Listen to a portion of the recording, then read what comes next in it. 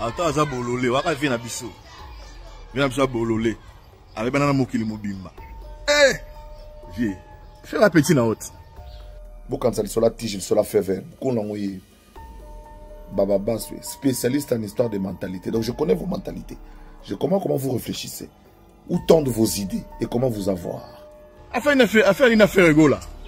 Petit na yo. Oh. Faire petit na yo, fali petit na yo. Ya? Yo amasa no izaba ba fachi, ba katumbi, ya? Eh, ba to age na yo.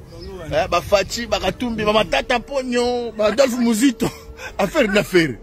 Oh, viens me bololé. Eh, attends bololo ka vient na biso. Eh. Même sa génération belé, on a besoin de banao. Là, c'est au banao. Ah, vieux. Alors, man. Faut vieux.